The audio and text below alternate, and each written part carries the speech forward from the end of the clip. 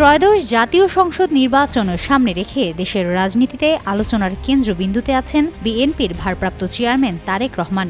দীর্ঘ ১৭ বছর পর আগামী ২৫ ডিসেম্বর দেশে ফিরছেন তিনি। বিএনপির পক্ষ থেকে এমনই ঘোষণার পর রাজনৈতিক অঙ্গনে নতুন করে শুরু হয়েছে নানা হিসাব নিকাশ।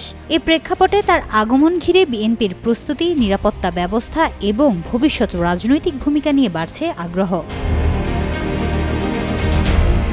তারেক রহমানের দেশে ফেরাকে ঘিরে বড় ধরনের রাজনৈতিক সমাবেশের প্রত্যাশা করছেন বিএনপি নেতারা। দলটির মতে তার আগমনকে কেন্দ্র করে ঢাকায় নেতাকর্মী ও সমর্থকদের স্বতঃস্ফূর্ত অংশগ্রহণে একটি বিশাল জনসমাবেশ অনুষ্ঠিত হতে পারে। বিএনপির মিডিয়া সেলের সদস্য সাইরুল কবির খান বলেন, তারেক রহমানের প্রত্যাবর্তনের দিন নেতাকর্মী ও সাধারণ মানুষের স্বতঃস্ফূর্ত এবং শান্তিপূর্ণ অংশগ্রহণ থাকবে।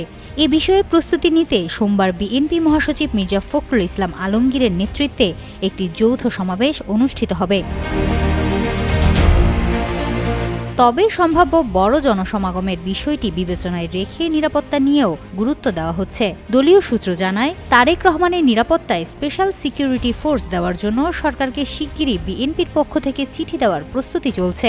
একই সঙ্গে সূত্রগুলো জানায়, তারেক রহমান দেশে ফিরলে সরকারের পক্ষ থেকে বিশেষ নিরাপত্তা ব্যবস্থা থাকবে এমন আশ্বাস ইতোমধ্যে বিএনপি পেয়েছে। সরকারের একটি দায়িত্বশীল মহল জানিয়েছে, পুলিশের বিশেষ প্রশিক্ষণপ্রাপ্ত একটি বিশেষায়িত ইউনিট তার নিরাপত্তার দায়িত্বে প্রস্তুত রাখা হয়েছে। দেশে ফিরে বিমানবন্দর থেকে তিনি সরাসরি যাবেন তার মা সাবেক প্রধানমন্ত্রী খালেদা জিয়ার কাছে। প্রথমে গুলশান ২-এর ফিরোজা ভবনে উঠবেন। ঢাকা মহানগর উত্তর বিএনপির আহ্বায়ক আমিনুল হক বলেন, তারেক রহমানের দেশে ফেরা দেশের রাজনীতিতে নতুন মাত্রা যোগ করবে।